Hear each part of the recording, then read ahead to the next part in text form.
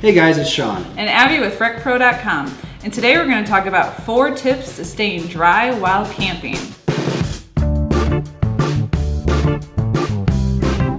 Tip 1, tarps. Now, tarps are the first and most obvious thing you can do to stay dry while camping. Get a nice tarp, nothing that's too heavy because you don't want to collapse your tent.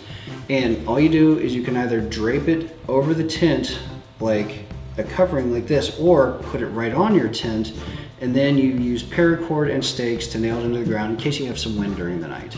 Tip 2 is put your electronics in a ZIPLOC bag. This is good while camping, where you're out on the boat, anything, because any type of water will damage electronics if they're not waterproof. So put them inside of a Ziploc bag. Generally you should get the ones that have the actual plastic little thingy-do that you zip them with, because that makes it easier. Easy. And you know for sure that they're locked, because sometimes red and green, if they don't make blue, it'll make you blue. Tip 3, wear moisture wicking clothing.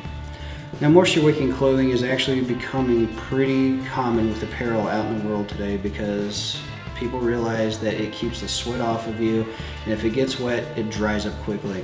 And when you're out on the road and you're camping, camping's strenuous, you sweat a lot, and you're usually near water, so you never know. And you're out in nature, so you can get rained upon, anything like that. So having that kind of apparel makes things a lot easier and keeps you dry. Mm-hmm.